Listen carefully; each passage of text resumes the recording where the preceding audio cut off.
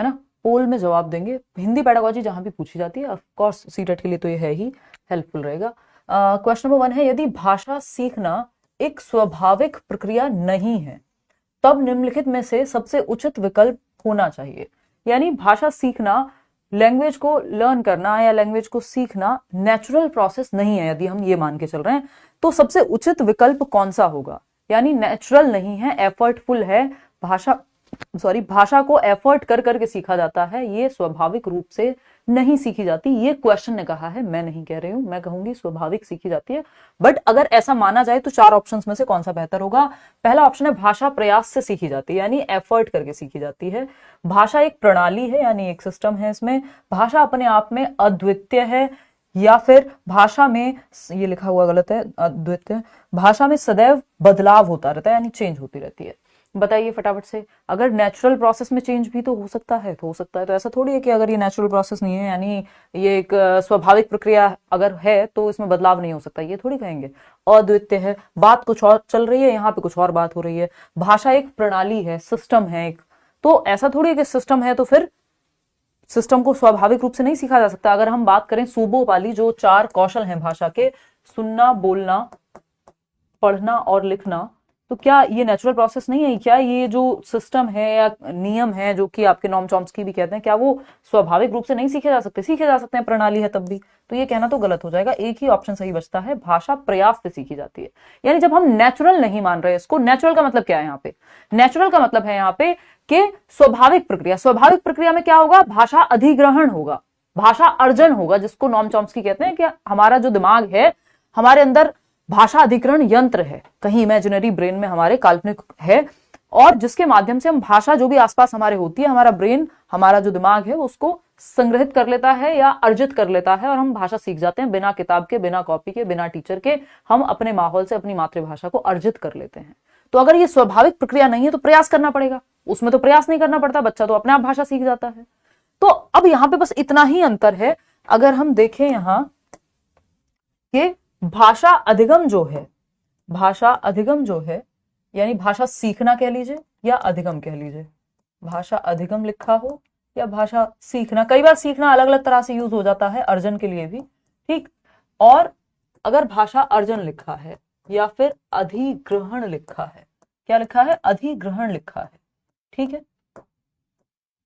तो यहां पे बस मेन डिफरेंस यही है कि सीखने में प्रयासरत रहना पड़ेगा, अभ्यास लगेगा, प्रयास लगेगा, एफर्ट लगेगा। वही जो अर्जन है, अर्जन मतलब आपने अर्जित कर लिया, है ना, ये विरासत में मिलती है हमको एक तरह से अगर देखा जाए, ठीक। तो हमने इसमें कुछ खास एफर्ट किया नहीं है, हमें मिल गया है। तो अर्जन अधिग्रहण क्या है? स्वाभाविक है, इसमें कोई अलग से प्रयास नहीं करता, बच्चा अपने आप सीख जाता है।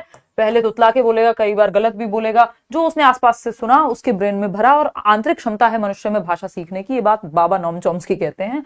तो ये भाषा अर्जन या अधिग्रहण क्या है? स्वाभाविक प्रक्रिया है।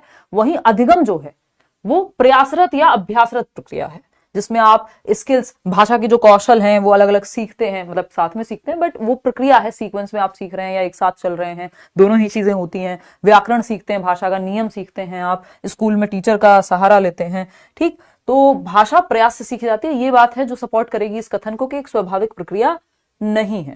क्वेश्चन नंबर 2 देखिएगा, कई सारे इसमें प्रीवियस ईयर क्वेश्चंस को भी डाला है क्योंकि वो महत्वपूर्ण है, बहुत रिपीट होते हैं, सिलेबस सेम ही रहता है, ठीक। फटाफट से बताओ, सही बोल रहे हो नवाज, इसको ठीक करेंगे यार हम। एस्टेट के लिए मैराथन लो, एस्टेट कब है एग्जाम? थोड़ा सा मैं अभी इस पे नजर नहीं रख पा रही हूँ, देखती हूँ, अगर हो पाएगा तो बिल्कुल लूंगी, देखो एक बार। और फटाफट से सेकंड क्वेश्चन देखो, कक्षा में प्रस्तुतिकरण के दौरान, यानी प्रेजेंटेशन के दौरान, कक्षा में प्रस्तुतिकरण के दौरान विद्यार्थी एक एक करके अपनी राय दे रहे हैं। भाई हर बच्चा अपनी राय दे रहा है, ठीक, अपनी ओपिनियन प्रेजेंट करेगा। भाषा अध्यापक के रूप में आप किस आधार पर उनका आकलन करेंगे? आप एक लैंग्वेज टीचर हैं, आप बच्चे जो अपनी राय दे रहे हैं एक एक करके, उसको किस बेसिस पे आप उसका आकलन करेंगे, ये पूछना चाहता है कवि, आई मीन क्वेश्चन या एग्जामिनर। फर्स्ट ऑप्शन क्या है? भाषा में प्रवाह, यानी फ्लुएंसी कितनी है। इंग्लिश और हिंदी में सेम आते हैं ट्रांसलेटेड क्वेश्चंस आजकल, तो कोई अंतर बचा नहीं है भाषा में, बस ट्रांसलेशन का अंतर बचा है, चाहे लैंग्वेज 1 हो लैंग्वेज 2 हो, ठीक। तो भाषा में प्रवाह यानी फ्लुएंसी, यानी प्रवाह से बोल रहे हैं या नहीं बोल रहे हैं, अटक अटक के बोल रहे हैं या प्रवाह से बोल रहा है बच्चा। हाँ, प्रस्तुतिकरण यानी प्रेजेंटेशन में ये बात बहुत महत्वपूर्ण है कि प्रवाह होना चाहिए, ये नहीं है एक शब्द आज बोला दूसरा कल बोल दिया, या कोई प्रवाह ही नहीं है, फ्लुएंसी ही नहीं है बोलने में, शब्दों के बीच में या जिस तरह से बोला जा रहा है उसमें प्रवाह ही नहीं है। विषय वस्तु में निपुणता, यानी जो विषय वस्तु है, जो भी कंटेंट है उस प्रस्तुतिकरण में, उसमें बच्चा निपुण है या नहीं है। अगर निपुण है तब तो अपनी बात को अच्छे से कह पाएगा।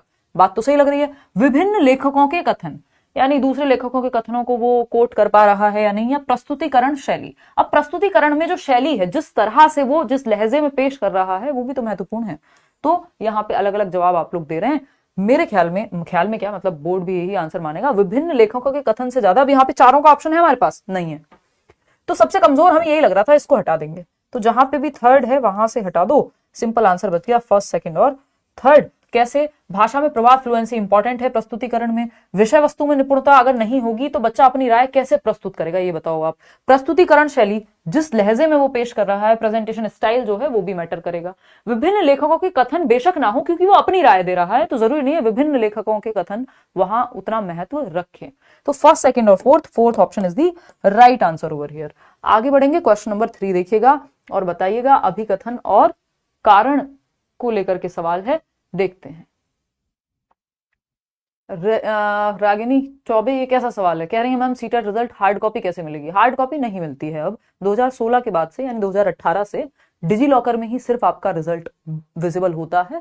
आप प्रिंट लेना चाहें मार्कशीट का, वो एक अलग चीज है, वहां से निकलवाना चाहें अलग चीज है, लेकिन घर पे हार्ड कॉपी अब नहीं आती है। 2016 तक आती थी, दिसंबर 2018 वाले एग्जाम के बाद से हार्ड कॉपी नहीं आती है। ठीक, सीटेट रिजल्ट की ये वो जो मार्कशीट है आपकी, उसकी हार्ड कॉपी नहीं आती है। क्लियर?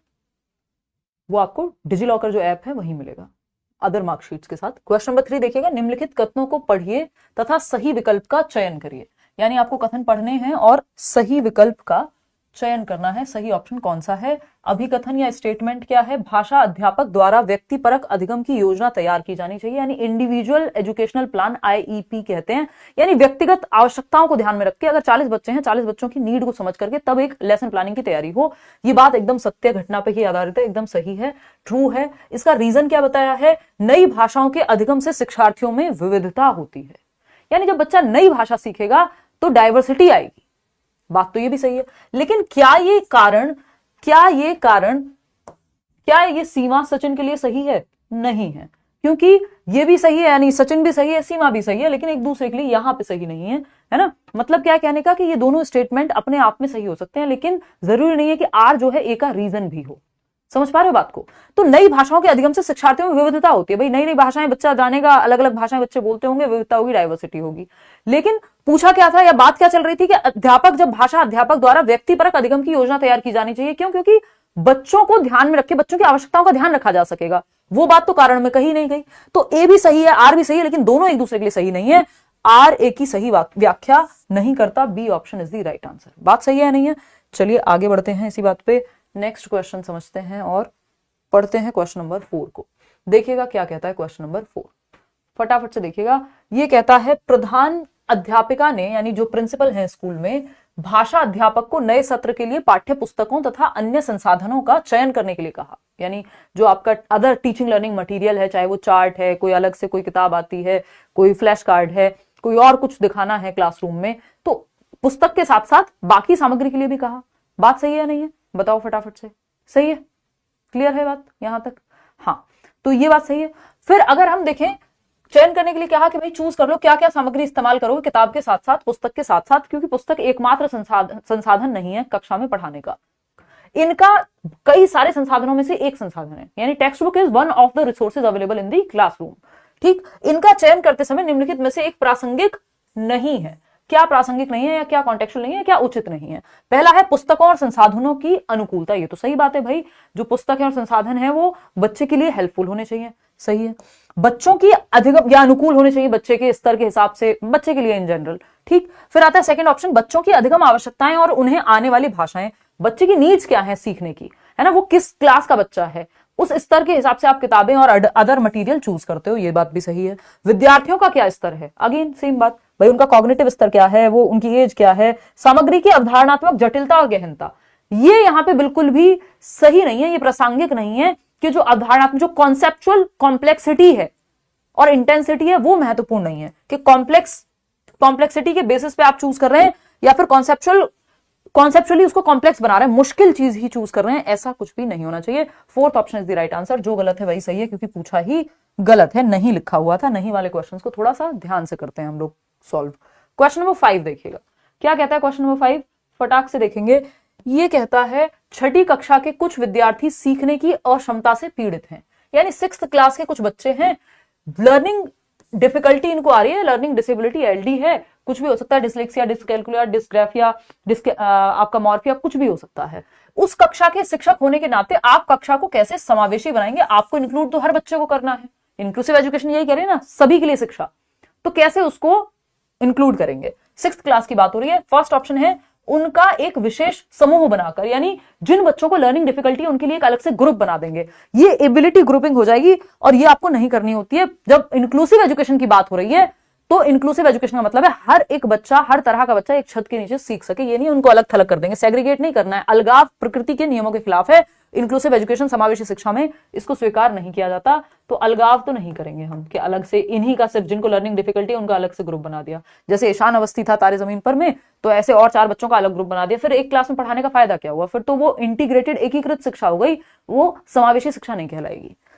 सेकेंड ऑप्शन क्या है? विषय वस्तु को सामग्री की सहायता से प्रस्तुत करके, यानी जो कंटेंट है उसके मदद से आप बेसिकली जो टीचिंग लर्निंग मटेरियल है, चार्ट्स हैं या बाकी चीजें, उनकी सहायता लें। तो बच्चे को अगर मान लीजिए लिखने में दिक्कत है तो वो प्रिंटेड मटेरियल, डिस्ग्राफिया है मान लीजिए, तो उसको देख करके वो हेल्प मिल जाएगी उसको। ये बात सही है, अलग तरीके आपने अपनाए। सी ऑप्शन है उन्हें कक्षा के अन्य सभी विद्यार्थियों के साथ मिलाकर, यानी जो अदर स्टूडेंट्स हैं क्लास के उनके साथ इंक्लूड करके रखेंगे, बात तो सही है। फिर आता है डी ऑप्शन, उन्हें कक्षा की जिम्मेदारियों में शामिल करके। हाँ भाई, आपको इंक्लूड करना है हर बच्चे को, तो बी, सी और डी जो है हमें यहाँ सही लग रहा है। Fourth option is the right answer. इस हिसाब से fourth is the right answer. बात सही है नहीं? आप लोग अपने आप ही सही जवाब दे रहे हैं वैसे। आगे बढ़ते हैं क्वेश्चन नंबर 6 पर। ये क्या कहता है क्वेश्चन नंबर 6? क्वेश्चन नंबर 6 कह रहा है एक अध्यापक शिक्षार्थियों का नाम लिए बगैर उनके वाचन कौशल यानी और उच्चारण में कुछ गलतियों के उदाहरण देकर उनकी गलतियों के बारे में समझ बनाती है। ऐसा वह सप्ताह में एक बार करती है। वह अपने शिक्षार्थियों के वाचन कौशल व उच्चारण को सुधारने के लिए क्या करती है? यानी जब बच्चा पढ़ रहा है तो वो किस तरह से उच्चारण करता है ना, उसका प्रोनाउंसिएशन कैसा है, या उसमें अगर सुधार करना है तो जो भी गलतियां बच्चे की उच्चारण में हो रही हैं वो हफ्ते में यानी सप्ताह में एक बार टीचर उस पर फीडबैक देती है। तो बताओ फिर क्या जवाब होगा इसका? क्या कर रही है टीचर? त्रुटि विश्लेषण कर रही है कि गलती ये है, गलतियों के बारे में समझ, उदाहरण देखिए, गलतियों के बारे में समझ बनाती हैं। ऐसा वह सप्ताह में एक बार करती हैं। वह अपने शिक्षार्थियों के वाचन कौशल व उच्चारण को सुधारने के लिए क्या कर रही हैं? क्या सुधारना है? अच्छा, त्रुटि वो बता रही हैं, त्रुटियों गलतियों के बारे में बात कर रही हैं, वो एरर्स के बारे में बात कर रही हैं, लेकिन पूछा क्या है? वाचन कौशल व उच्चारण को सुधारने के लिए क्या कर रही हैं? फीडबैक दे रही हैं। ठीक है ना? त्रुटि विश्लेषण एक नजर में ऐसा लग सकता है कि ये इसका जवाब है, नहीं। त्रुटि विश्लेषण शामिल है प्रतिपुष्टि में, और मैं बहुत बार कहती हूं कि वो ऑप्शन बेस्ट है जो बाकियों से बेस्ट हो। बाकी के 3 ऑप्शन से या तो सबसे बेस्ट ऑप्शन है जो उसको चूज कर लो, या फिर वो ऑप्शन बेस्ट है जो बाकी को अपने अंदर समाहित कर ले। तो त्रुटि विश्लेषण ऑलरेडी ही फीडबैक में यहां शामिल हो चुका है। ठीक। उदाहरणों के माध्यम से उच्चारण का शिक्षण, उदाहरणों के माध्यम से नहीं, यहां पे त्रुटि का भी विश्लेषण कर रही है, फीडबैक दे रही है हफ्ते में एक बार। ठीक। संप्रेषण कौशल, कम्युनिकेशन स्किल, इसकी बात नहीं हो रही है। पूछा जा रहा है कि क्या कहलाएगा, तो ये प्रतिपुष्टि या फीडबैक देना कहलाएगा। आगे बढ़ेंगे, क्वेश्चन नंबर 7 देखिएगा। लेखन की प्रक्रिया उपागम में क्या क्रम सम्मिलित है? यानी एक है आपका प्रक्रिया उपागम, दूसरा प्रोडक्ट कहते हैं उत्पाद उपागम, if I am not wrong तो हिंदी में। ठीक। प्रोडक्ट और प्रोसेस राइटिंग हिंदी इंग्लिश दोनों पेडागोजी में आता है। ठीक। बहुत बड़े रागनी। चलिए, तो यहां पे पूछा है प्रक्रिया उपागम, यानी लिखना सीखना है लिख करके। ठीक है। Learning to write by writing itself. लेखन की प्रक्रिया उपागम में क्या क्रम सम्मिलित है? यानी प्रोसेस राइटिंग। अब इसमें पहले मंथन होगा, क्योंकि प्रोसेस है ना। प्रोडक्ट में क्या होता है? पहले से एक परफॉर्मा है ना, और भाई यहाँ पे जो है एक लेटर मान लीजिए आप लिख रहे हैं, तो यहाँ सब्जेक्ट आएगा, यहाँ पे ये आएगा, यहाँ पे ये आएगा, यहाँ इसके इतने नंबर मिलेंगे, फिर लास्ट में थैंक यू लिख देंगे। वो एक प्रोडक्ट राइटिंग का पार्ट हो गया कि पहले से जो है एक सेटअप तैयार है आपका, स्टेप बाय स्टेप चीजें वहां गिवन है। ठीक। प्रोसेस राइटिंग में थोड़ा सा प्रोसेस के साथ बहने वाली बात है यहाँ पे, यानी आप प्रक्रिया में फ्लो में होते हैं, समझते हैं क्या कहानी है। अब आप अपनी तरफ से कोशिश करें दिखाना कितने % लोग जवाब दे रहे हैं, कौन सा? 24%। सेकेंड ऑप्शन ना, बहुत बढ़िया। तो अगर हम देखें 74% लोग सेकेंड ऑप्शन दे रहे हैं, जो कि सही भी है एकदम। अब इसको समझते हैं। अगर हम देखें, मानस मंथन किया जाता है पहले, जिसको आप एक तरह से कह सकते हो कि ब्रेनस्टॉर्मिंग इंग्लिश में, मस्तिष्क उद्वेलन। बैठ के बच्चे ग्रुप में मंथन कर रहे हैं कि अच्छा क्या लिखेंगे, किस बारे में लिखेंगे, क्या टॉपिक्स होंगे, सब अपने अपने विचार प्रस्तुत कर रहे हैं। ठीक है बात। फिर आता है प्रारूपण, यानी अब आप एक ड्राफ्ट टाइप बनाते हैं कि ये प्रोसेस है, ऐसे ऐसे लिखा जाएगा। तो ये फर्स्ट हुआ। फिर सेकंड, देन आप आते हैं दोहराना, यानी अगर रिवीजन उसमें कुछ करना है, एडिटिंग कुछ चेंजेस करने हैं तो वो आप करते हैं। फिर आप प्रिंट के लिए भेजेंगे, प्रूफ रीड करके संपादन में आ जाएगी वो प्रोसेस। ठीक, तो second option is the right answer over here. ठीक है, आगे बढ़ेंगे नेक्स्ट क्वेश्चन पे। क्वेश्चन नंबर 8 देखिएगा। इंग्लिश पेडागोजी भी कराऊंगी यार, टेंशन ना लो। क्वेश्चन नंबर 8 क्या कहता है भाई, एक भाषा से दूसरी भाषा में जाना, यानी ट्रांसलैंग्वेज कह देते हैं इसको, ट्रांसलिंगुअलिज्म भी कहते हैं, के बारे में क्या सही नहीं है, नॉट राइट पूछा है। दूसरी एक भाषा से दूसरी भाषा, यानी कोड स्विचिंग बोलते हैं इसको, और ट्रांसलिंगुअलिज्म या ट्रांसलैंग्वेज बोल देते हैं।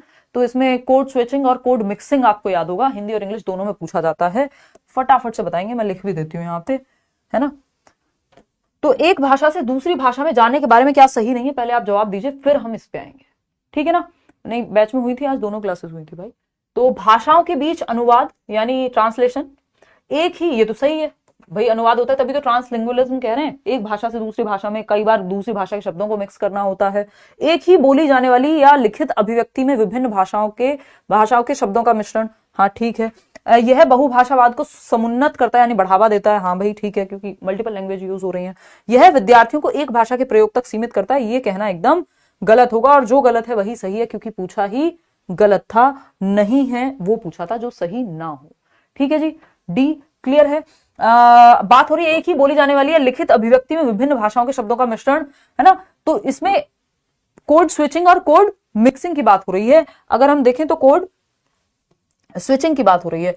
कोड स्विचिंग क्या है, ये ट्रांसलिंगुअलिज्म में, यानी आप एक भाषा से दूसरी भाषा में जा रहे हैं, उसमें एक तो है कोड स्विचिंग, है ना, ये बहुत पूछा जा रहा है अभी हिंदी में भी और इंग्लिश में भी, और दूसरा है कोड मिक्सिंग। क्या है दूसरा? Code mixing. बात सही है या नहीं है? Code mixing. ठीक है, अगर हम देखें यहां तो कोड स्विचिंग में मान लीजिए आप इंग्लिश में बात कर रहे थे, हिंदी में चले गए, ठीक है, स्विच कर लिया। कोड मिक्सिंग में आपने हिंदी में कुछ शब्द मिक्स कर लिए, जैसे मैंने अभी मिक्स बोला तो ये हिंदी भाषा में मैंने मिक्स कर लिए, तो दो भाषाओं के शब्द मिक्स हो रहे हैं वहां पे। ठीक है, इतनी बात क्लियर। चलिए खैर आगे बढ़ते हैं नेक्स्ट पॉइंट पे। क्या कहता है नेक्स्ट पॉइंट? क्वेश्चन नंबर 9 देखिएगा और मुझे बताइएगा कि क्या पूछा है। आपसे मोटिवेशन मिलता है, अच्छा जी धन्यवाद, मेहनत भी कीजिए, सिर्फ मोटिवेशन गाड़ी नहीं खींचेगा, दोनों ही चीजें चाहिए। ठीक, क्वेश्चन नंबर 9, वह प्रश्न जो शिक्षार्थियों को पठन सामग्री को पढ़ने जैसे दिए गए निवेश से आगे जाने के लिए समर्थ बनाते हैं, उन्हें क्या कहते हैं? बताइए, किस तरह के प्रश्न जो शिक्षार्थियों को पठन सामग्री को पढ़ने जैसे दिए गए निवेश से आगे जाने के लिए समर्थ बनाते हैं, जो पढ़ने के लिए दिया गया है उसके आगे वो कुछ सोच पाए, उन्हें क्या कहेंगे? निष्कर्ष निकालने से संबंधित प्रश्न, यानी कंक्लूजन ड्रॉ करने की बात हो रही है। सेकंड है संकलनात्मक प्रश्न, दूसरे के स्थान पर स्वयं को रखने से जुड़े प्रश्न, या रचनात्मक लेखन प्रश्न। पूछा जा रहा है पठन सामग्री को पढ़ने जैसे दिए गए निवेश से आगे जाने के लिए समर्थ बना रहे हैं, यानी जो लिखा हुआ है उसके परे बच्चा सोच पाए।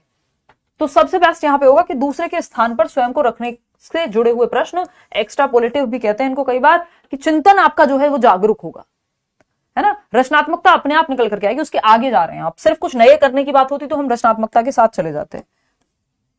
आगे बढ़ेंगे क्वेश्चन नंबर 10 पर, देखिएगा एक बार क्या कह रहा है क्वेश्चन नंबर 10। 10वां प्रश्न कह रहा है एक पाठक अपने पूर्व ज्ञान का उपयोग करके अर्थगत और वाक्यात्मक संकेत बनाती है और फिर अन्य विशिष्ट जानकारी पर जाती है। यहां कौन सा मॉडल अपनाया गया? ध्यान से पढ़िएगा, एक क्वेश्चन इस पे आता ही है, टॉप डाउन और बॉटम अप अप्रोच है, इन दोनों में से कोई एक है, आपको पहचानना है। एक पाठक यानी एक रीडर है, अपने पूर्व ज्ञान, प्रीवियस नॉलेज जो उनको पता है, का उपयोग करके अर्थगत और वाक्यात्मक संकेत बनाती है और फिर अन्य विशिष्ट जानकारी पर जाती है।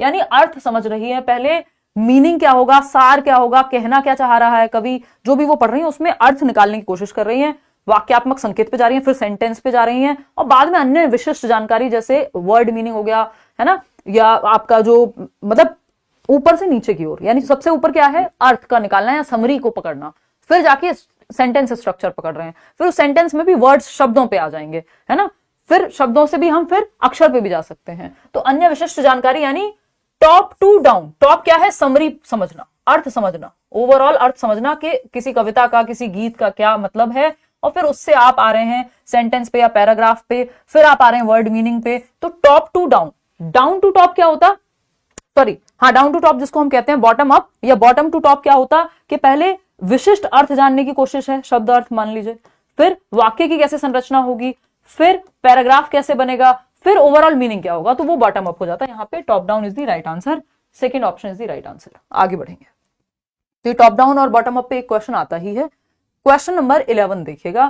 देखो सीधा कविता के अर्थ की बात हो रही है और बाद में विशिष्ट जानकारी पे आ रहे हैं, तो टॉप डाउन, और पहले अर्थ या शब्दार्थ की बात हो रही है, फिर आपकी वाक्य संरचना, फिर आपका जो है पैराग्राफ, फिर जाकर के पूरी कविता, तो वो बॉटम अप है। ठीक, एडमिट कार्ड आ जाएगा 10 दिन पहले, आई थिंक आ जाता है 10-15 दिन पहले, नहीं हफ्ता भर पहले आता है, आजकल का जो ट्रेंड चल रहा है हफ्ता भर पहले आ जाता है, और 1-2 दिन पहले आपका फाइनल एडमिट कार्ड आता है, प्री एडमिट कार्ड आएगा हफ्ता 10 दिन पहले आ जाता है। देखिएगा, देखिए क्वेश्चन नंबर 11 कहता है अध्यापक को काव्य शिक्षण बहुत सावधानी से करना चाहिए। ठीक है, बताइए निम्नलिखित कथनों के आधार पर सही विकल्प चुनना है। शिक्षक को सही, जब वो कविता या कविता का वाचन कर रही हैं अगर अध्यापिका या अध्यापक, तो काव्य शिक्षण को बहुत सावधानी से करना चाहिए। निम्नलिखित में से आपको चूज करना है कौन सी बात सही है। 4 स्टेटमेंट हैं। शिक्षक को सही लय के साथ ऊंचे स्वर में पढ़ना चाहिए, यानी लय ताल जरूरी अगर कोई कविता का पाठन है या फिर काव्य का पठन है। कठिन शब्दों के लिए एक एक शब्द का अर्थ बताना चाहिए। अब जब आप काव्य का पठन कर रहे होते हैं या पढ़ा रहे होते हैं कुछ ऐसा कविता से संबंधित कुछ, तो वहां पे एक एक शब्द का अर्थ बताना जरूरी नहीं होता। ठीक, शिक्षक के स्वर तथा मुख पर भाव स्पष्ट होने चाहिए। हाँ, है ना, वो मछली वाली भी अगर कविता सुनाई जा रही है तो भाव नहीं होंगे तो फील ही नहीं होगा कि, है ना, कि एक मछली थी, फिर वो दुख ही आपको, अभी वो कौन सा चल रहा था, एक मछली पानी में गई, वो भी तो मजाक ही चल रहा था। तो भाव जरूरी है यहाँ पे। शिक्षक को विद्यार्थियों की समझ के लिए प्रश्न पूछने चाहिए। हाँ, बच्चे को समझ बनी कि नहीं बनी तो वो पूछना चाहिए प्रश्न, है ना। चांद को लेके कविता होती थी, तो जितनी भी कविताएं हैं वहां पे लय और ताल तो सबसे ज्यादा जरूरी है जब भी काव्य की बात आ रही है। और दूसरा, ये जो भाव हैं वो स्पष्ट होने चाहिए। उतार चढ़ाव जो है, इंटोनेशन जिसको हम कह रहे हैं, वो होना चाहिए। शिक्षक को विद्यार्थियों की समझ के लिए प्रश्न पूछने चाहिए, लेकिन एक एक शब्द का अर्थ बताना चाहिए, ये बिल्कुल जरूरी नहीं है यहाँ पे। तो फर्स्ट, थर्ड और फोर्थ, वैसे भी चारों का ऑप्शन हमारे पास है भी नहीं, तो फर्स्ट ऑप्शन के साथ हम यहाँ चले गए। आगे बढ़ेंगे नेक्स्ट क्वेश्चन पे। क्वेश्चन नंबर है 12। देखना क्या कहना चाह रहा है कवि। क्वेश्चन नंबर 12 है निम्नलिखित में से कौन सी राष्ट्रीय शिक्षा नीति 2020 की अनुशंसा नहीं है। यानी 2020 की जो राष्ट्रीय शिक्षा नीति है, नेशनल एजुकेशन पॉलिसी है, नई शिक्षा नीति जिसको हम कह दे रहे हैं, उसमें कौन सी एक बात निहित नहीं है, इंक्लूडेड नहीं है। पहला ऑप्शन है पहली कक्षा से माध्यम के रूप में अंग्रेजी भाषा, यानी फर्स्ट क्लास से ही मीडियम ऑफ इंस्ट्रक्शन इंग्लिश को कर दीजिए। या फिर सेकंड ऑप्शन माध्यमिक स्तर पर विदेशी भाषा का अध्ययन, यानी जो मिडिल स्टेज है वहां पे आप फॉरेन लैंग्वेज पढ़ा सकते हैं। माध्यमिक स्तर पर शास्त्रीय भाषा यानी क्लासिकल लैंग्वेज का भी अध्ययन। हाँ, ये दोनों ही बातें सही है। संस्कृत की भी बात हो रही है, फॉरेन लैंग्वेज की भी बात हो रही है। बुनियादी संस्कृत शास्त्रीय भाषा क्लासिकल लैंग्वेज में आ जाएगी। बुनियादी वर्षों के दौरान माध्यम के रूप में मातृभाषा, हाँ जो फाउंडेशनल स्टेज है ना, शुरुआत के जो 5 साल हैं, 3 से आपके 8 वर्ष तक के, वहां पे जो माध्यम है वो आपका मातृभाषा मदर टंग ही होनी चाहिए। ना कि ऐसा कहीं नहीं लिखा है कि पहली कक्षा से माध्यम के रूप में अंग्रेजी भाषा, 5वीं कक्षा तक मातृभाषा ही आपका माध्यम होनी चाहिए सिखाने का। मदर टंग में ही आप पढ़ाइए, बच्चे के घर में जो भाषा बोली जाती है उसी में आप उसको शिक्षा दीजिए प्राइमरी क्लास पे। बुनियादी चरण जो है आपका वो 5 साल का है, FPMS यानी फाउंडेशनल प्रेपरेटरी, मिडिल स्टेज और सेकेंडरी स्टेज। फाउंडेशनल जिसको हम बुनियादी कह रहे हैं, 3 साल से 8 वर्ष तक का बच्चा जो है आपका, जो foundational literacy and numeracy FLN mission जो है यहीं पे है, निपुण भारत और इन सब की जो बात होती है कि हम बेसिक लिखना पढ़ना और अर्थमेटिक की स्किल्स, बेसिक कैलकुलेशन बच्चा सीख जाए, ये 3 चीजें यहाँ पे 3R की भी बात होती है बुनियादी चरण पे ही। क्वेश्चन नंबर 13 देखिएगा, बच्चों की मौखिक भाषा का सतत आकलन करने का सबसे बेहतर तरीका क्या है। यानी जो वो बोल रहे हैं, स्पोकन लैंग्वेज की बात हो रही है, उसका आकलन लगातार होता रहे, उसके लिए बेस्ट तरीका शब्द पढ़वाना, उनसे प्रश्नों के उत्तर पूछना। थर्ड है विभिन्न संदर्भों में बातचीत या फिर सुने हुए को दोहराने के लिए कहना। देखिए बच्चा सबसे ज्यादा एक्टिव या सक्रिय कहाँ है? बच्चा सबसे ज्यादा एक्टिव है विभिन्न संदर्भों में बातचीत। जब आप उसको अलग अलग कॉन्टेक्स्ट में, है ना, वो मम्मी पापा के साथ बात कर रहा है तब, आप उसको दोस्तों से बात कर रहा है तब, टीचर से बात कर रहा है तब, तो अलग अलग संदर्भ में, कोई नाटक की या कोई कविता का पठन करना है, मान लीजिए वाचन करना है वहां, जो सुबह असेंबली होती है स्कूल में, प्रार्थना में, तो ये अलग अलग संदर्भों में कैसे वो भाषा का प्रयोग कर रहा है, जब आप इसको देखेंगे तो सबसे बेहतर तरीका है सतत आकलन हो जाएगा। अलग अलग स्थितियों में आप बच्चे का आकलन कर रहे हैं। बाकी सब में तो रिपीटिशन या रटवाने वाली बात है, यहाँ उसकी जो अभिव्यक्ति है प्राकृतिक या स्वाभाविक वो निकल के आएगी, नेचुरल एक्सप्रेशन आएगा बच्चे का, जो कि भाषा में महत्वपूर्ण है। क्वेश्चन नंबर 14 देखिएगा, हमारी कक्षाओं में बच्चे भिन्न भाषिक पृष्ठभूमि से आते हैं, अतः यानी जो हमारी क्लासरूम्स हैं उसके अंदर विभिन्न पृष्ठभूमि वाले अलग अलग भाषाएं बोलने वाले बच्चे होंगे, अलग अलग परिवारों से आने वाले बच्चे होंगे, बात सही है। उनकी भाषाओं को भी कक्षा में सम्मान देना अनिवार्य है, उनकी भाषाओं को सीखना सभी शिक्षार्थियों के लिए अनिवार्य है। भाई सब बच्चे दूसरे की मातृभाषा क्यों सीखेंगे, थोड़े बहुत शब्द सीख लिए, लेकिन ये कोई रूल थोड़ी है कि जो विभिन्न शिक्षार्थी हैं वो सभी शिक्षार्थियों के लिए अनिवार्य है, अनिवार्य नहीं है। वो अपने दोस्तों से, मान लीजिए किसी के घर में हिंदी बोली जाती है, उसके दोस्त के घर में पंजाबी बोली जाती है, 4 शब्द सीख लिए, बात अलग है, अनिवार्य नहीं है कि वो दूसरे की मातृभाषा सीखेगा। मातृभाषा में तो अपनी ही पढ़ाई होनी है। भाषा की पाठ्य पुस्तक में उनकी सभी भाषाओं के शब्द वाक्य होना अनिवार्य है। ऐसा भी कहना गलत है कि पाठ्य पुस्तक में उनकी सभी भाषाओं के शब्द, अगर 5 भाषाएं बोली जा रही तो 5 के शब्द होंगे, बिल्कुल जरूरी नहीं है। उनकी सभी भाषाओं की जानकारी शिक्षक के लिए अनिवार्य है, नहीं ऐसा भी जरूरी नहीं है कि सभी भाषाओं की जानकारी शिक्षक को होगी ही होगी। हमारी कक्षाओं में बच्चे भिन्न भाषिक पृष्ठभूमि से आते हैं, तो ये जानना, ये सबसे ज्यादा जरूरी है कि उनकी भाषाओं को भी कक्षा में सम्मान दिया जाए, ये महत्वपूर्ण है। शिक्षक के द्वारा भी, शिक्षक को नहीं भी आती भाषा तो सीखेगा, जरूरी नहीं कि पहले से आती होगी सारी भाषाएं शिक्षक को, तो 4th ऑप्शन इसलिए सही नहीं होगा, first option is the right answer. Question number 15 देखिएगा, क्या कहता है क्वेश्चन नंबर 15, फटाफट से बताइएगा। क्वेश्चन नंबर 15 क्या कहता है, बुनियादी चरण की अवस्था वाले बच्चे अधिगम में तब अधिक संलग्न होते हैं जब, बुनियादी चरण क्या है, 3 से 8 वर्ष, 3 से 8 वर्ष फाउंडेशनल स्टेज है, प्लेवे से लेके कक्षा 1 और 2 इसी में आ जाता है, ठीक है। तो अधिक संलग्न कब ज्यादा इन्वॉल्व होंगे ये वाले बच्चे, छोटे बच्चे हैं, कौन सी स्टेज है, अर्ली चाइल्डहुड टाइप की स्टेज है ना। तो अगर हम देखें, हालांकि इसमें 6 वर्ष तक की होती है अर्ली चाइल्डहुड, तो और फिर आपकी लेटर चाइल्डहुड स्कूल एज शुरू हो जाएगी, तो छोटे हैं बच्चे कंपैरेटिवली, वे अपनी कॉपी में अक्षरों की बार बार ट्रेसिंग करते हैं, तो ये तो रिपीटेशन हो गया, इसको कहेंगे रटना, बार बार सेम चीज रिपीट हो रही है। मुख्य केंद्र सिर्फ सूक्ष्म गत्यात्मक कौशलों के विकास पर होना चाहिए, यानी फाइन मोटर स्किल्स ही डेवलप हो, सिर्फ इसी पे फोकस हो, नहीं भाई ग्रॉस भी होनी चाहिए, ठीक। वे अध्यापक के पीछे पीछे शिशु गीत गाते हैं तो रिपीट कर रहे हैं, बात हो रही सबसे ज्यादा इन्वॉल्व कब होंगे, वे सभी इंद्रियों का प्रयोग करते हैं और अपने हाथों का सक्रिय प्रयोग करते हैं। छोटे बच्चे हैं तो जितने ज्यादा सेंसेस उनके इन्वॉल्व होंगे उतना बेहतर है, प्याजे भी अपनी थियोरी में कहते ही हैं, लेकिन ये उनकी सेंसरी मोटर स्टेज से कहीं ऊपर की बात है ना। लेकिन बच्चे के जितने ज्यादा सेंसेस, क्योंकि वो भी आ गया ना 3 वर्ष से लेकर के, जितने ज्यादा सेंसेस उसके इन्वॉल्व होंगे, जितना वो फिजिकली एक्टिव रहेगा उतना बेहतर सीखेगा। आप देखते हैं छोटी क्लासेस में कविता भी हाथों से, पूरे जेस्चर्स के साथ, हाव भाव के साथ गाई जाती है ना। हर एक चीज का हम, अगर हम आलू कह रहे हैं, बहुत मोटा आलू था, तो करके दिखाते हैं वो चीज हम।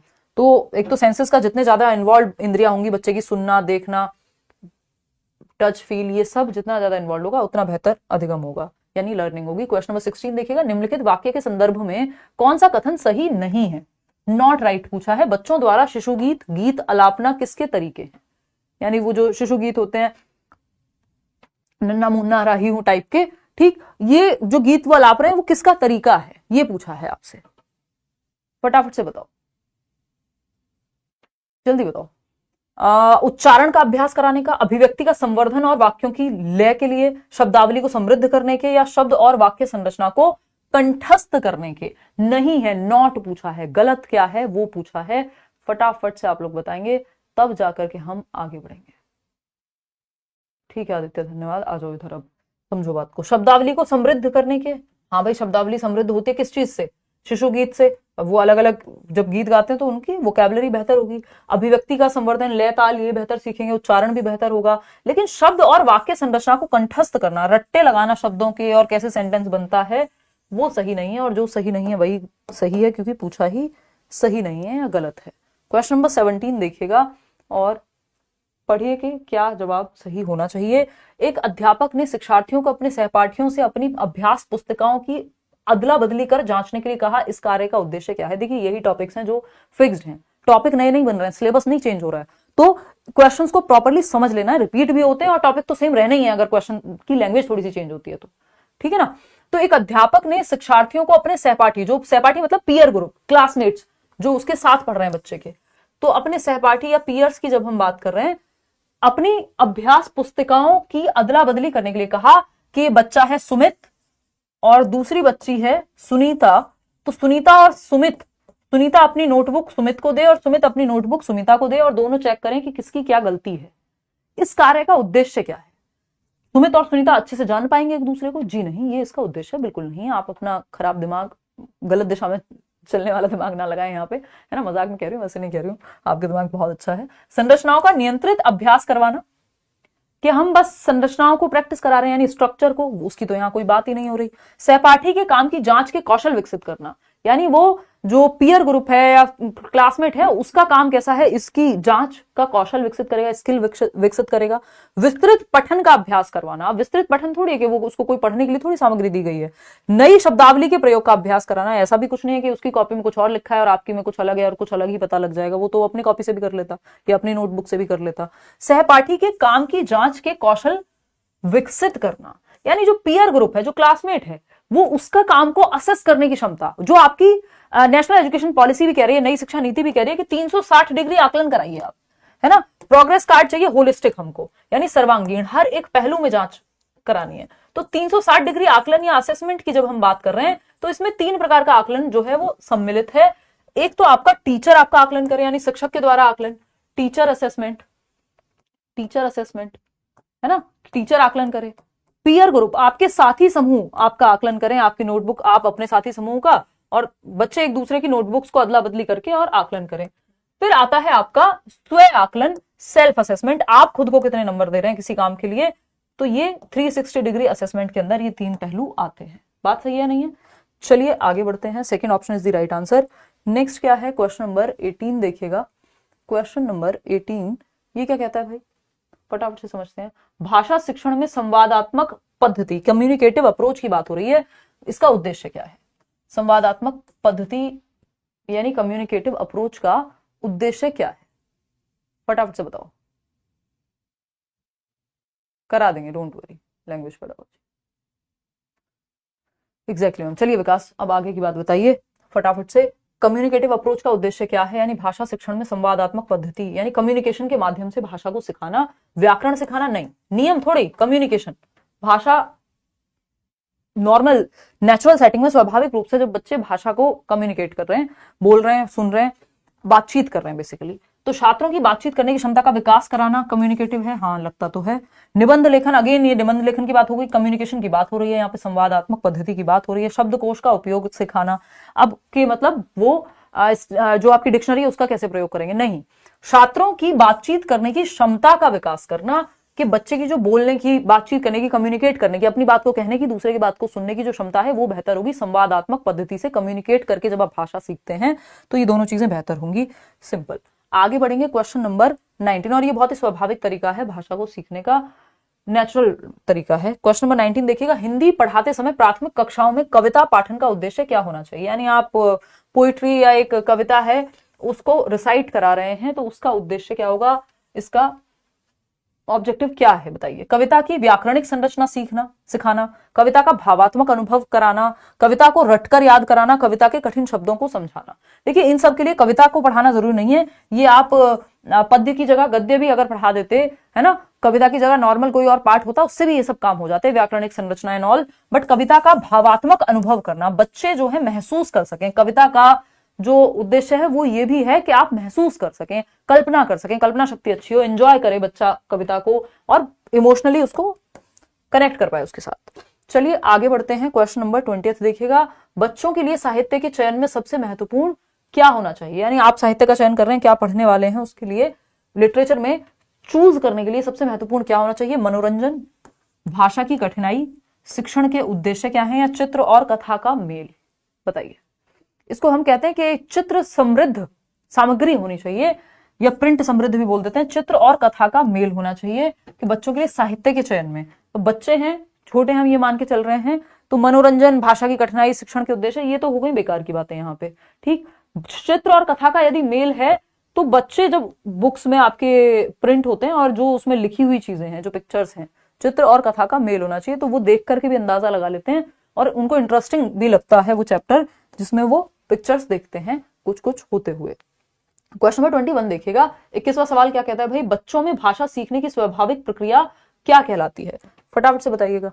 भाषा सीखने की स्वाभाविक प्रक्रिया यानी नेचुरल प्रोसेस की बात हो रही है। भाषा विकास कहलाएगी, व्याकरण अधिगम कहलाएगी, मातृभाषा अधिग्रहण या द्विभाषिकता। देखिए भाषा सीखने की स्वाभाविक प्रक्रिया, नेचुरल प्रोसेस को भाषा अधिग्रहण कहते हैं। जो नेचुरल नहीं थी या जिसमें हम कह रहे हैं कि एफर्ट लगेगा, तो वो भाषा अधिगम थी, जिसमें प्रयास कर रहे थे हम। यहाँ पे नेचुरली हो रही हैं चीजें, मातृभाषा अधिग्रहण या अर्जन कहते हैं। यानी बच्चा जिस एनवायरमेंट में होता है, जो उसकी मातृभाषा है, जो उसके आसपास बोली जाती है, जो उसकी घर की भाषा है, वो उसको अर्जित कर लेता है बिना एफर्ट के, बिना किसी किताब कॉपी के, नेचुरली ही, स्वाभाविक रूप से। तो ये थर्ड ऑप्शन हो जाएगा। क्वेश्चन नंबर 22 देखिएगा और बताइएगा क्या कहता है। भाषा अनुभव दृष्टिकोण किस अधिगम सिद्धांत पर आधारित है? यानी लैंग्वेज को लेकर के जो एक्सपीरियंस की बात हो रही है वो किस अधिगम, देखो अनुभव, जहां अनुभव की बात आ गई इसका मतलब बच्चा एक्टिव है, एक्सपीरियंस की बात हो रही है। तो व्यवहारवाद एक्सपीरियंस की बात नहीं करता, ये तो रिवॉर्ड पनिशमेंट की बात करता है, दंड और पुरस्कार की बात करता है। रचनावाद बिल्कुल अनुभव की बात करता है, अर्थ निर्माण की बात करता है, बच्चे को सक्रिय रखने की बात करता है। और पियाजे और वाइगोस्की दोनों क्या हैं? रचनावादी ही हैं, है ना। तो बच्चे को एक्टिव रख के सिखाने की ही बात करेंगे। संरचनावाद तो स्ट्रक्चरलिज्म हो जाता है विलियम वुंट के समय का, ये जो है बिल्कुल भी अनुभववाद और उस सब पे नहीं। मानवतावाद अलग कहानी गाता है कि व्यक्ति की फ्री विल होती है एंड ऑल, वो यहाँ पे काम की नहीं है। तो सेकेंड ऑप्शन ही बचता है। क्वेश्चन नंबर 23 देखिएगा और जवाब दीजिएगा। भाषा अधिगम के संबंध में सही कथन का चयन करना है आपको। तो लैंग्वेज लर्निंग की बात हो रही है, अधिग्रहण की बात नहीं हो रही है, अधिगम की बात हो रही है, जो एफर्ट के साथ सीखा जाता है। भाषा अधिगम के लिए औपचारिक व्याकरण शिक्षण आवश्यक होता है कि औपचारिक रूप से आप व्याकरण पढ़ाएं, नहीं, आपको संदर्भ में व्याकरण पढ़ाना होता है। औपचारिक तरीका बहुत अच्छा नहीं है कि व्याकरण के अलग से नियम रटवा दो आप, तो इसको हम बहुत अच्छा नहीं मानते। ठीक, बच्चे अपनी भाषा सामाजिक वातावरण से स्वाभाविक रूप से सीखते हैं, ये बात भी सही है, लेकिन अधिगम की बात हो रही है। भाषा अधिगम एक स्वाभाविक प्रक्रिया नहीं होती, ये बनाई भी जा सकती है, ऐसा नहीं है। भाषा अधिगम केवल औपचारिक शिक्षा प्रणाली के माध्यम से होता है, ये कहना गलत होगा। तो भाषा अधिगम एक स्वाभाविक प्रक्रिया नहीं होती, ये भी कहना उतना सही नहीं है कि इसको सूबो पाली, जो सुनना बोलना पढ़ना लिखना, ये स्वाभाविक क्रम में ही चल रही है। बच्चे अपनी भाषा सामाजिक वातावरण से स्वाभाविक रूप से सीखते हैं, ये बात कहना पूरी तरह से गलत नहीं होगा मेरे ख्याल में। बाकी आप बताएंगे कितने लोग दे रहे हैं बी ऑप्शन? हाँ ठीक है, तो मतलब आप लोग सही दे ही रहे हैं ऑलरेडी। तो भाषा अधिगम के संबंध में सही कथन का चयन करना है। तो बच्चे अपनी भाषा सामाजिक वातावरण से स्वाभाविक रूप से सीखते हैं, ये बात कहना गलत नहीं होगा। और स्वाभाविक रूप से जब वो पढ़ने लिखने भी जा रहे हैं तो वो सूबो पाली, सुनना बोलना पढ़ना लिखना, ये भी तो स्वाभाविक ही है ना, क्रम है ना। तो ये कहना गलत होगा कि स्वाभाविक प्रक्रिया नहीं है। अधिगम भी एक स्वाभाविक प्रक्रिया ही है। वो उस तरह से पहला क्वेश्चन उन्होंने पूछा था कि वहां पे कोई और ऑप्शन हमारे पास बचता नहीं था और हमको बेस्ट ऑप्शन ही चूज करना होता है। क्वेश्चन नंबर 24 देखिएगा। हिंदी भाषा शिक्षण में समृद्ध वातावरण से आप क्या समझते हैं? यानी कॉन्ड्यूसिव एनवायरमेंट, बेहतर एनवायरमेंट, जो बच्चों को बेहतरी के लिए, आगे बढ़ाने के लिए प्रोत्साहित करे। व्याकरण की अच्छी पुस्तकें, व्याकरण महत्वपूर्ण नहीं है, संदर्भ में व्याकरण महत्वपूर्ण है। केवल परीक्षा का वातावरण, ये भी गलत है। जहां बच्चा सक्रिय है, एक्टिव है, वो बेस्ट है। बच्चों को हिंदी में सुनने, बोलने, पढ़ने और लिखने के अवसर देना, ये बात सही है। चारों ही कौशल सीखने के मौके नेचुरली मिल रहे हैं, स्वाभाविक रूप से। सिर्फ अभ्यास या परीक्षा या सिर्फ व्याकरण की बात नहीं हो रही। तो समृद्ध वातावरण वो है जहां सुनने, बोलने, पढ़ने, लिखने, चारों कौशलों को इस्तेमाल करने के मौके आपको मिले। तो थर्ड ऑप्शन ही बेस्ट हो जाता है। क्वेश्चन नंबर 25 देखिएगा एक बार। क्वेश्चन नंबर 25 क्या कहता है भाई? 25 ही था ये। ओके, नहीं, ये है 24 था। बच्चों की हिंदी पढ़ने की क्षमता में सुधार करने के लिए निम्नलिखित में से कौन सा अच्छा तरीका है? बताइएगा फटाफट से अधिक व्याकरण का अभ्यास कराना, ये कोई अच्छा तरीका नहीं है कि बार बार सेम चीज कराते रहो। उन्हें कहानियां पढ़ने के लिए प्रेरित करना, चलो थोड़ा बेहतर है। शब्दावली की सूची रटवाना, केवल पाठ्य पुस्तक से पढ़ाना नहीं भाई, बाकी जो शिक्षण अधिगम सामग्री है उसका भी प्रयोग करो। तो उन्हें कहानियां पढ़ने के लिए प्रेरित करना। तो बच्चा जब कहानी पढ़ता है तो वो सिर्फ पढ़ता नहीं है, वो पढ़ना भी सीख रहा है, वो कल्पना भी सीख रहा है, वो स्वाभाविक रूप से उस दुनिया में जाना भी सीख रहा है। तो कहानियां पढ़ना सीखना जो है नेचुरल है। यहाँ पे पढ़ने की क्षमता अपने आप सुधर जाएगी क्योंकि इंटरेस्ट आता है, उसमें चित्र भी होते हैं कहानी में साथ साथ। क्वेश्चन नंबर 26 देखिएगा। बच्चों के लिए हिंदी में शब्दावली विकसित करने का सबसे प्रभावी तरीका क्या है? यानी बात हो रही है वोकैबुलरी बिल्ड करने की हिंदी में, तो कौन सा तरीका बेस्ट है? उन्हें शब्दकोश का प्रयोग करना सिखाना, यानी डिक्शनरी का प्रयोग सिखा दो, व्याकरणिक नियमों का अध्ययन करा दो, विभिन्न संदर्भों में नए शब्दों का प्रयोग, या केवल रटने पर जोर। ये तीनों ही नेगेटिव बातें थी। जो बेस्ट है वो है विभिन्न संदर्भों में नए शब्दों का प्रयोग। ये जो संदर्भ शब्द है इसको तो दिमाग में आप बैठा लीजिए कि संदर्भ में सिखाना, यानी बच्चे के कॉन्टेक्स्ट, उसकी लाइफ से जोड़ के सिखाओ, चाहे व्याकरण हो चाहे वोकैबुलरी हो। जब वो बातचीत में सीखता है, कहानी पढ़ते हुए वोकैबुलरी या शब्दावली उसकी बेहतर होती है, वो हमेशा के लिए पक्की हो जाती है, अलग से नहीं रटवानी है। तो third option is the right answer over here. आगे बढ़ेंगे। क्वेश्चन नंबर 27 देखिएगा और बताइएगा क्या है। हिंदी शिक्षण में समेकित दृष्टिकोण यानी इंटीग्रेटेड अप्रोच का क्या अर्थ है? बताइए। पहला ऑप्शन है व्याकरण और रचनात्मक लेखन को अलग अलग सिखाना, यानी जब क्रिएटिव राइटिंग हो रही है व्याकरण के नियम है वो अलग अलग सिखाए जा रहे हैं। नहीं भाई, आप संदर्भ में व्याकरण सिखा सकते हैं, कोई चैप्टर पढ़ाते हुए, नॉर्मल लिखाते हुए, तो ये तो कहना गलत होगा। हिंदी को अन्य विषयों से अलग रखना, ये भी गलत है। इंटीग्रेटेड का मतलब ये साथ में जोड़ दिया है आपने विषयों को, कौशलों को, है ना। फिर आता है नेक्स्ट, सभी 4 भाषा कौशलों सुनना, बोलना, पढ़ना, लिखना, सूबो पाली जिसको मैं बोलती हूँ, ये जो भाषा के 4 कौशल हैं, जिसमें जो सुनना और पढ़ना है इनको हम ग्रम्यात्मक कौशल कहते हैं, रिसेप्टिव स्किल, और बोलने और लिखने को हम आपका प्रोडक्टिव स्किल्स कहते हैं, उत्पादनात्मक कौशल, या जिसमें आप अभिव्यक्तात्मक कौशल भी कहते हैं, क्योंकि आप बोलने और लिखने में अभिव्यक्त कर रहे हैं खुद को, ठीक। और ग्रहण कर रहे हैं, ग्रम्यात्मक है सुनने और पढ़ने में। सुबो पाली,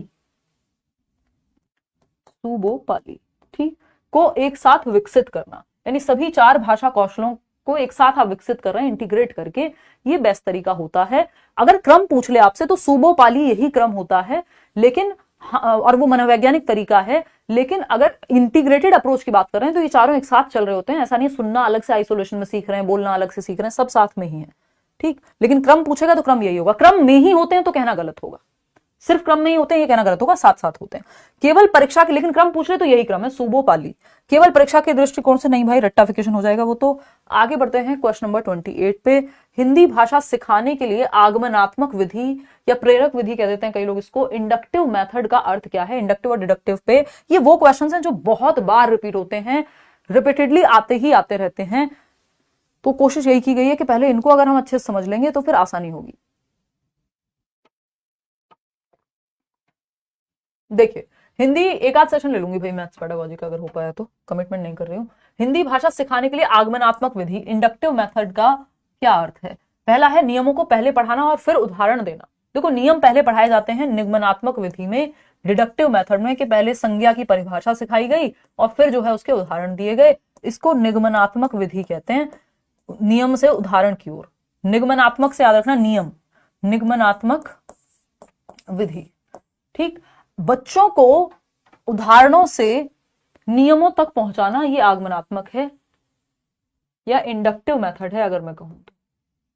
हिंदी में एक बार चेक कर लेना, मुझे थोड़ा सा डाउट हो रहा है कि आगमनात्मक ही कहते हैं इंडक्टिव को, और हाँ आगमन ही कहेंगे, देखना एक बार। इंडक्टिव लेकिन इंग्लिश में सही लिखा हुआ है, बच्चों को उदाहरणों से नियमों तक पहुंचाना, एग्जाम्पल टू रूल जाना इंडक्टिव मेथड है, आगमनात्मक कह सकते हैं, ठीक। और नेक्स्ट सेशन में लेंगे भाई हार्ड क्वेश्चन, व्याकरणिक नियमों को रटाना, और सिर्फ हार्ड नहीं लूंगी मैं, मिक्स ही रखूंगी। नियमों को रटवाना तो कहीं पे भी कोई भी तरीका है नहीं, केवल वाक्य संरचना सिखाना, ये भी गलत होगा। तो आंसर जो है वो हो जाएगा आपका बी ऑप्शन। क्लियर है बात? आपका पढ़ाने का तरीका बहुत ही अच्छा है, धन्यवाद सौरभ। चलिए अब तो हम बहुत ही पुराने चावल हो गए हैं। देखिए क्वेश्चन नंबर 29, अगर हम देखें क्वेश्चन नंबर 29 क्या कहता है, एक प्राथमिक स्तर के हिंदी शिक्षक के रूप में आप बच्चों को नई शब्दावली सिखाने के लिए कौन सी गतिविधि का प्रयोग करेंगे, यानी कौन सी एक्टिविटी आप कराएंगे। एक हिंदी टीचर हैं आप और नई वोकैबुलरी, नए शब्द सिखाना चाहते हैं, कौन सा तरीका बेस्ट मानेंगे आप? पहला है शब्दों की सूची रटवाना, रटंत विद्या चलंत नहीं, अर्थपूर्ण अधिगम कराना है, ना कि रटवाना है। सेकेंड ऑप्शन है कहानी सुनाना और उसमें प्रयुक्त नए शब्दों पर चर्चा करना, यानी आप कहानी सुना रहे हैं और उसमें जो भी नए शब्द आए हैं उन पे चर्चा कर रहे हैं। हाँ भाई ये तरीका सही है, इसमें लर्निंग बाय डूइंग हो रही है अगर देखा जाए तो। थर्ड है शब्दों का उच्चारण बार बार करवाना, इससे रिपीटेशन से सिर्फ रटना ही प्रमोट हो रहा है। बच्चों से शब्दों को लिखवाना, इससे भी रिपीट ही होगा। सबसे ज्यादा एक्टिव है बच्चा यहाँ, और जहां बच्चा एक्टिव है वो ऑप्शन बेस्ट है। कहानी सुनाना और नए शब्द जो आए हैं उनको अलग अलग संदर्भ में प्रयुक्त करना, है ना, कि कोई मूवी देख रहे हैं तो नए शब्द फिर यूज कर रहे हैं संदर्भ में, कॉन्टेक्स्ट में। क्वेश्चन नंबर 30 देखिएगा, ये क्या कहता है, प्राथमिक स्तर पर, लास्ट सवाल है आज के लिए, प्राथमिक स्तर पर हिंदी भाषा शिक्षण के लिए कौन सी विधि सबसे अधिक प्रभावी है? हिंदी भाषा शिक्षण के लिए प्राथमिक स्तर पर कौन सी विधि सबसे अधिक प्रभावी है? बेस्ट मेथड प्राइमरी लेवल पे पूछा है। अनुवाद विधि यानी ट्रांसलेशन मेथड, तो ट्रांसलेट करना कोई बहुत अच्छा तरीका नहीं है, इसमें फिर रटने की तरफ चले जाते हैं हम। व्याकरण आधारित विधि, हालांकि ऐसा नहीं है कि बिल्कुल खराब है, बट बहुत बेहतर नहीं मानेंगे। व्याकरण आधारित विधि, व्याकरण पे फोकस रखो, वो प्राइमरी क्लासेस में नहीं। संवादात्मक, हाँ कम्युनिकेटिव अप्रोच, केवल लिखने पर ये भी गलत हो जाएगा। तो कम्युनिकेशन के माध्यम से, संवाद के माध्यम से, चर्चा के माध्यम से, कम्युनिकेशन के माध्यम से जब हम सीख रहे हैं तो वो बेस्ट मेथड है, सबसे प्रभावी विधि है। आउट ऑफ 30 क्वेश्चन कितने आपके ठीक हुए वो आप कॉमेंट्स में बताएंगे। और इसका जो पीडीएफ है, जैसे कि बाकी पीडीएफ पेंडिंग है, ये भी ऐसे ही पीडीएफ पेंडिंग नहीं रहेगा, ये आपको कल मिल जाएगा। लेट्स लर्न स्क्वायर्ड 9,74,000 लोग आप लोग जुड़े हुए हैं। प्लीज किसी भी फेक चैनल से मत जुड़ जाइएगा, नाम से अलग अलग बनाए हुए हैं। ये है लेट्स लर्न के नाम से ही सर्च करेंगे, लेट्स लर्न स्क्वाड, और है चैनल लेट्स लर्न के नाम से। नीचे डिस्क्रिप्शन में आपको वो भी दिया हुआ है, क्या कहते हैं उसको, लिंक। तो ये एक बात हुई। आउट ऑफ 30 क्वेश्चंस कितने आपके ठीक हुए? लाइक शेयर सब्सक्राइब आप कर दीजिएगा, कमेंट्स में बताइएगा अपने विचार, और ये भी बताइएगा कि कितने नंबर आपके आए, और आउट ऑफ 30 क्वेश्चंस कितने आपके ठीक हुए वो आप कमेंट्स में बता करके जाएंगे। कल मिलते हैं, कल सीडीपी का कुछ करेंगे, और फिर जो है आएंगे आपके अदर सब्जेक्ट्स पे भी। जो जो मैंने आपको बताया था ना उस दिन, स्ट्रेटेजी जो बताई थी एक 1 मंथ की, उसके हिसाब से जो जो बताया हुआ है वो सब कराया जाएगा एक एक करके, 36, 30, 23। चलिए धन्यवाद, कल मिलते हैं भाई, 9 बजे टाइम पे मिलेंगे। कल तो पक्का पक्का फ्राइडे है, फिर सैटरडे संडे ऑफ रखेंगे।